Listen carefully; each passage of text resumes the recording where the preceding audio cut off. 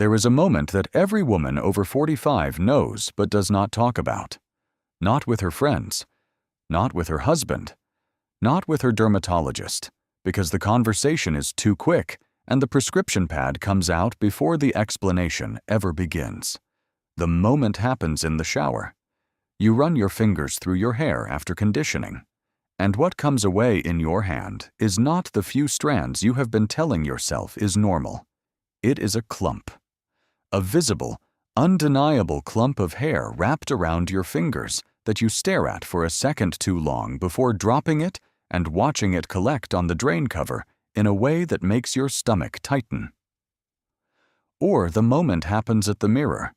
You're parting your hair or pulling it back or drying it after a wash, and you see your scalp. Not a glimpse. You see it. I'm more scalp than you saw 6 months ago. A widening at the part, a thinning at the temples, a transparency in the front that was not there last year and that no amount of volumizing shampoo or root lifting spray is going to conceal for much longer. Or the moment happens in a photograph. Someone takes a picture from above, or in harsh light, and the woman in the photograph has thin hair. And that woman is you. And you did not know it was that visible until you saw it from someone else's angle. You have spent money on this. Of course you have. The volumizing shampoos, the biotin supplements, the $40 scalp treatments, the $80 growth serums, the $120 prescription topical that your dermatologist assured you was the gold standard. The one that came with a dropper and a pamphlet and a 3-month commitment before you could expect to see results. You used it for 4 months. The shedding continued. The bottle ran out. You did not refill it. There is a $2 ingredient available at every grocery store, every health food store, and every pharmacy in America that addresses the 3 biological mechanisms driving your hair loss more directly, more completely, and more affordably than any product you have tried. Applied correctly to your scalp twice a week, it stops the excessive shedding within the first 7 to 10 days, not by forcing hair to grow, but by correcting the conditions in the scalp that are causing the hair to fall. The ingredient is castor oil, cold-pressed, pure, unrefined castor oil. The same oil I have discussed on this channel for its skin benefits, applied here to the scalp where its unique biochemical profile does something no hair growth serum on the market replicates. Welcome to Dr. Redmond, Skincare for Women. Let's get into it. I need to tell you what is actually causing your hair to fall, because the explanation your dermatologist gave you, if you received one at all, was almost certainly incomplete. And the incomplete explanation is why the products you have tried have not worked. Female hair loss after 45 is not one condition. It is 3 overlapping conditions occurring simultaneously, and most treatments address only one of them while ignoring the other 2. The first condition is hormonal follicular miniaturization. As estrogen levels decline during perimenopause and menopause, the relative influence of androgens, male hormones that every woman produces in small amounts, increases in the hair follicles. Androgens, particularly dihydrotestosterone, bind to receptors in the hair follicle and trigger a process called miniaturization. The follicle physically shrinks. Each growth cycle, it produces a thinner, shorter, less pigmented hair. Over time, the follicle shrinks to the point where the hair it produces is so fine it is essentially invisible. The follicle is not dead. It is miniaturized. It is still cycling. It is just producing hair that no longer contributes to visible density. This is the mechanism that prescription treatments like minoxidil target. By increasing blood flow to the follicle and extending the growth phase of the cycle, minoxidil works for this specific mechanism, but it does nothing for the other 2. The second condition is scalp inflammation. This is the mechanism that most women have never had explained and that most hair loss treatments completely ignore. Your scalp is skin. It has the same inflammatory pathways, the same immune responses, the same capacity for chronic low-grade inflammation as the skin on your face.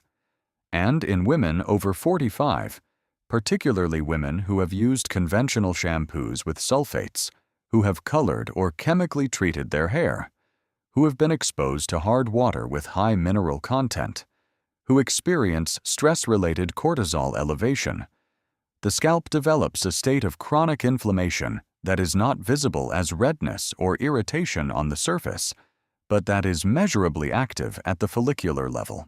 If that inflammation does two things. It shortens the growth phase of the hair cycle, meaning hair falls out sooner than it should, before it reaches its full length and thickness. And it damages the dermal papilla, the cluster of cells at the base of the follicle that controls the growth signal. A chronically inflamed dermal papilla sends weaker growth signals. The hair it produces is weaker, thinner, and more prone to breakage.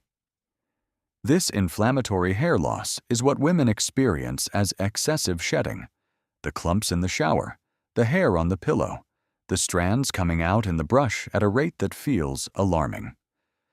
The follicle is not miniaturized, it is inflamed. The hair is not thinning because the follicle is shrinking. It is falling because the inflammation is pushing it out of the growth phase prematurely. So the third condition is sebum imbalance and follicular obstruction. Your scalp produces sebum just like the skin on your face, and the sebaceous glands on the scalp are among the most active on your entire body. In healthy conditions, this sebum lubricates the hair shaft, protects the scalp surface, and maintains the microbial environment around the follicle. But when the scalp's lipid balance is disrupted by harsh shampoos that strip the natural oils and trigger compensatory overproduction, by hormonal shifts that alter sebum composition, by product buildup from styling products and dry shampoos that accumulate at the follicular opening, the sebum becomes thick, oxidized, and obstructive. It clogs the follicular opening. It creates a microenvironment around the follicle where bacteria and fungal organisms proliferate. That proliferation contributes to the inflammatory cycle: more obstruction, more microbial overgrowth, more inflammation, more shedding. 3 conditions: hormonal miniaturization, chronic scalp inflammation, sebum imbalance, and follicular obstruction. Every woman experiencing hair loss after 45 has some combination of all 3. And the reason the $120 serum did not work for you is almost certainly that it addressed one mechanism, usually the miniaturization, while the inflammation and the obstruction continued unchecked, undermining whatever benefit the serum was producing. Castor oil addresses all 3. Here is how. Castor oil is approximately 90% ricinoleic acid, a fatty acid found in no other commonly available oil. That ricinoleic acid is the reason castor oil behaves differently from every other oil you could put on your scalp, and it is the compound that makes this protocol work where other oils fail. Ricinoleic acid has documented anti-inflammatory activity at the follicular level. When castor oil is applied to the scalp and massaged into the skin, the ricinoleic acid penetrates the epidermis and reaches the upper dermis where the hair follicles are rooted. It suppresses the production of prostaglandin E2, a specific inflammatory mediator that is elevated in chronically inflamed scalp tissue and that directly contributes to the premature termination of the hair growth phase.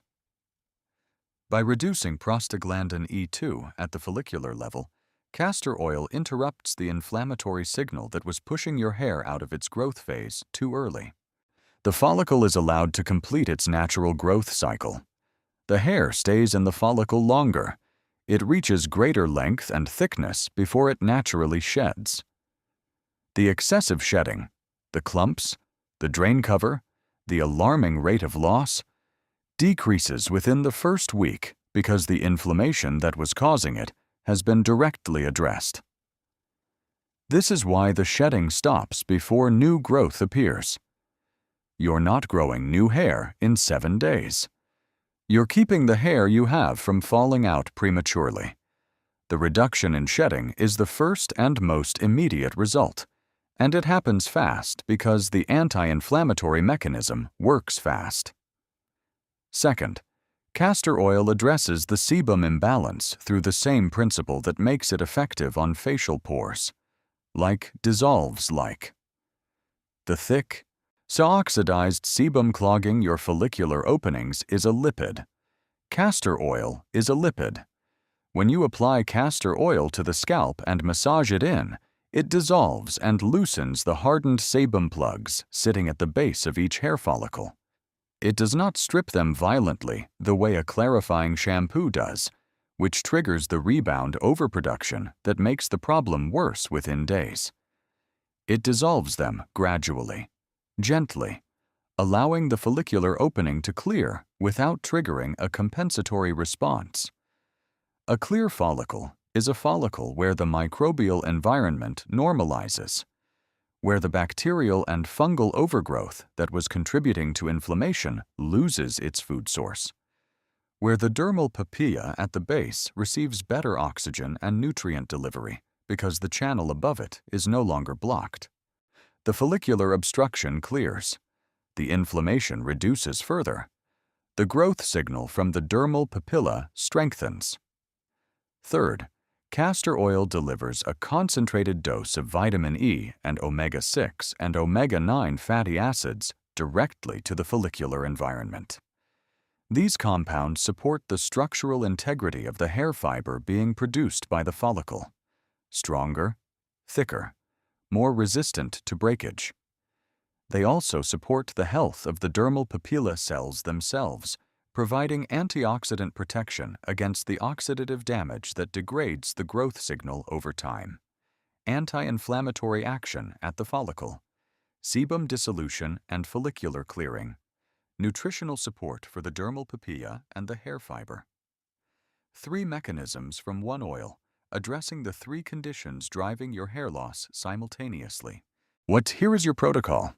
Buy cold-pressed, pure, hexone-free castor oil, available at any drugstore, CVS, Walgreens, Target, Walmart, typically in the health and beauty aisle or near the laxative section.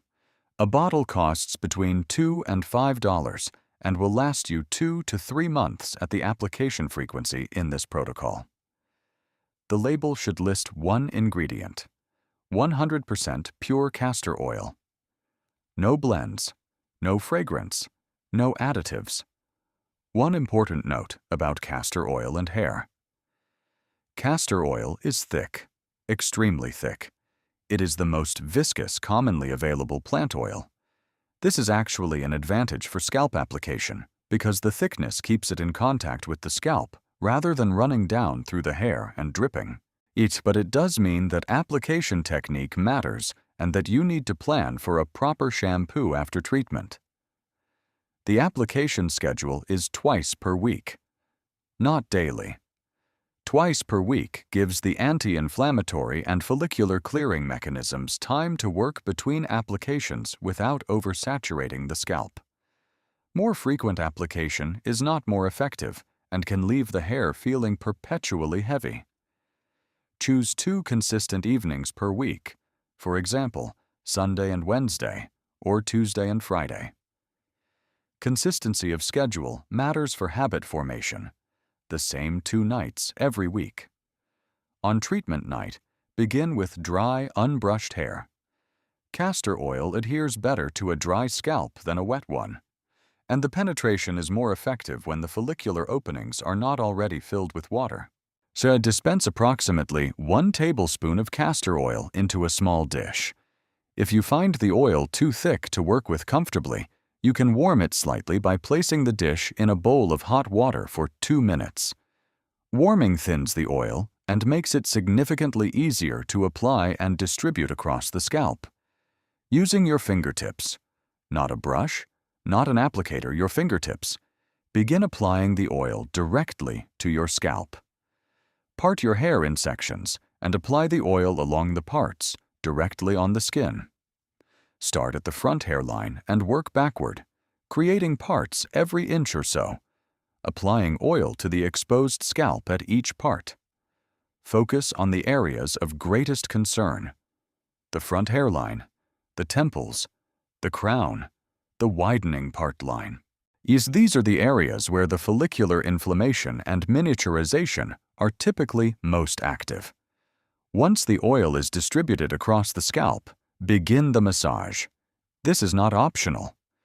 The massage is what drives the oil into the follicular openings, activates the lymphatic drainage of the scalp, and provides the mechanical stimulation that increases blood flow to the dermal papillae.